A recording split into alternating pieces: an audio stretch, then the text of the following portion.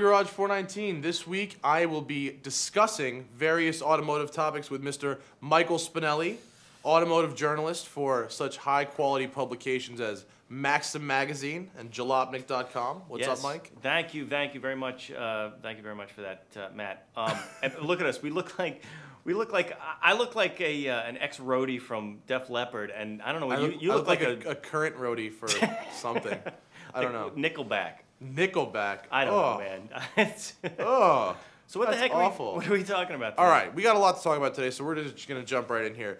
First things first, the Viper is dying. Dodge Viper. Dodge Viper is dying in 4 years. It's not dying now, but they just thought they'd let us know that after 2011, there will no longer be a Dodge Viper. And good riddance. No, actually, no. Do you not like the Viper? No. I think the Viper. Well, the Viper is an important car for Dodge. I mean, it was like, you know, anytime a Halo, the Halo effect thing. Yeah.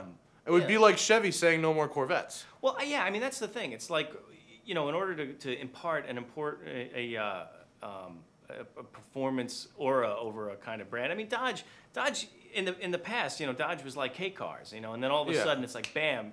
Well, there was like the Mopar, you know, the Challengers and the Barracudas, although that was Plymouth, but and then we went to just really kind of junk K cars for a while, and then we went to the Dodge Daytona, which was just a travesty, and then came the Viper, and it was like, hallelujah, we have a fast car again. Well, the whole idea of I mean, the Viper did a lot for Dodge. I mean, it brought, I mean, look at the whole SRT thing. You know, the whole SRT performance brand is built on the Viper's head, on the Viper, the truck, the Ram SRT10, and as well as the smaller models. But the problem with the Viper is, I mean, it was never really good at anything. I mean, it had no traction control. It was good at scaring the crap out of people. It was good at scaring the crap. It was good at crashing a lot. They wrecked a lot of them, and I think that it was good at being the most expensive per incident car to repair. Well, that's true. I mean, the fact is that the car, I mean, the Viper was an insane car, very difficult car to drive, and people, you know, would wreck them, even if they weren't wrecking them mortally, which the car, it's a 500 horsepower car, no traction control. Right. So you had to be a pro. You got to really know what you're doing to drive the car. The thing with the Viper really is it was like there's no amateur hour with the Viper. It's like either you were good or you weren't. And the thing is that credibility kind of washed over the Dodge brand for a while. Now do they need it? They need it more than ever now. And well, they're going to have no fast cars left. Yeah. So I don't know. We'll see. We'll see how it goes. We'll see what happens. 2011. It'll be the 19th year. Why don't they go one more year, make it 20? Make it an even 20. But for me, in 4 years, goodbye Viper. Yeah. Now into the files of who is the idiot of the month. There are these kids. Don't talk about. Oh no. Okay. No, not you. Sorry. There are these kids, and they are putting on an event called the Cannonball Anniversary Challenge. Now, this is to commemorate the original Cannonball run from New York City to Redondo Beach, California. Except these guys, and I will use his name, the guy's name is Brian Massey from Virginia.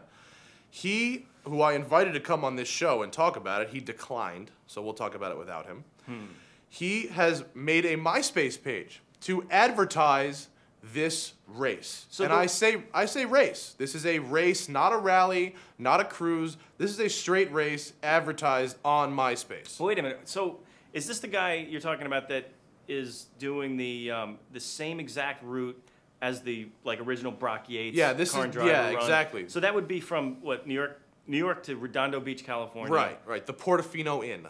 The Portofino Inn. Yeah. In Redondo Beach. And the MySpace page has advertised that there's a group called the American Timing Group, which will be there to verify the start and finish times, quote, in case anyone wants to try and break any records. Well, wait a minute. So the thing that I don't understand about it is that, okay, they're publishing that this is going to happen. The whole idea of the original one was that to not tell anybody. It was a stealth thing, and obviously it's the whole road rally thing is blown up into like the whole rich guys and bimbos kind of aura. Where but rallies are one thing where you don't. There's no prize. There's no race. There's no incentive to really get there first. This is a and it's illegal. Race. Well, that would make it completely illegal too. It is. I mean, it is completely illegal, and it is advertised on MySpace at myspace.com/Cannonball /Cannonball Baker and leave Brian an email and tell him to come out from behind the internet and come on this show. Well, a couple of things with this. I mean, Brock Yates, I'm sure, is going to have a lot to say about this because, I mean, I'm pretty sure Brock Yates has the copyright lock on the use of the name Cannonball for stuff like this. This guy's charging $100 a head. I don't think he cares about really copyrights or lawyers or death or anything obviously like not, that. because he's also putting, you know, the names of people that are going to be in it and the types of cars they're using. And their cars, names, hometowns, and types of cars are public information on the internet. Well, so the whole idea of stealth is kind of out the window. I don't know. Yeah. I mean, these things are. The problem is the other thing is it's going to be $100. $100 a car. The whole idea is that, you know, this is exactly what the rally guys didn't want to happen. I mean, they don't want sort of people who, you know, just kind of frivolously do this, jump in and because well, $100 a head doesn't eliminate anybody. Well, that's the thing. I mean, you know, unless you're like a homeless guy, you got $100. You know what I mean? Number of scales could get in this. You know, once somebody dies, the whole damn thing is over. Yeah. Again, you know, hate to see that happen. But you know, I don't either. But some people are in that really better off. Well, and someone actually did die, and it was Gumball in Europe, right? I mean, it was a yes. Two innocent people did die, but I mean that was an accident. What are you gonna do? So I don't know. The whole idea of a race. Look, you know, this is. There's really no way for it to end well. But moving right along. Okay. My favorite show, Top Gear. Yes. Top Gear. Top Gear is coming to the U.S. As Gear, right? And is that what they're gonna call it? Just Gear? Is it just Gear? Is that what they're calling it? Well, that would defeat the whole purpose, really. Well, it's not. I don't know. Whatever. But I mean, I don't know. But Top Gear is coming to the U.S.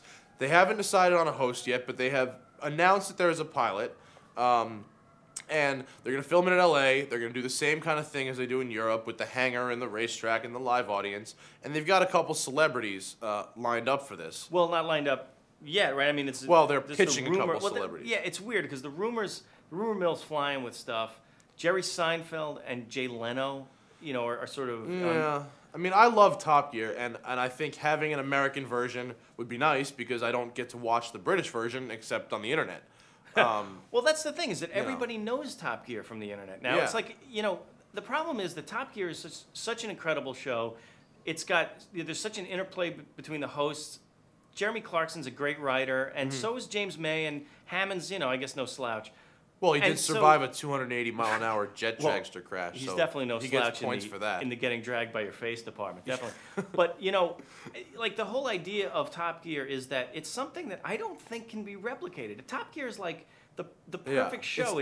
It's the essential car show because of the chemistry between the three people, not because of the particular track they have or the particular cars they have. I mean, anyone can get a racetrack and some cars, but not everyone can have the chemistry of those three people. Exactly. I mean, they have the credibility. They work really well together. They're great. You know, they come up with great things to say. And the other thing is, they also have this gigantic BBC, you know, state-owned BBC government budget to run these things. You know, I'm not sure the Bush administration would approve this one. I don't know, but you know, I don't know. Can NBC spend as much as it costs to do because Top Gear, what the great cinematography. Yeah, but all right, just think about this: how much did they spend on Knight Rider?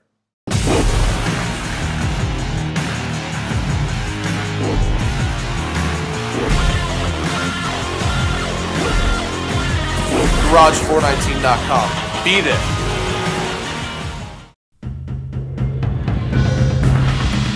On the track or on the street, communication is critical. You know when you're talking to the pit crew or your boss or your sweetheart, the first order of business is to drive safely. That's why Team Motorola and Safe America are getting the word out about hands-free calling, and I'm happy to help.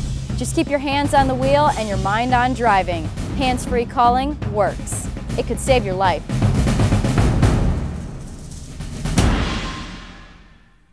And we're back on Garage 419. Matt from New York Motor Club here with Mike Spinelli. Hi.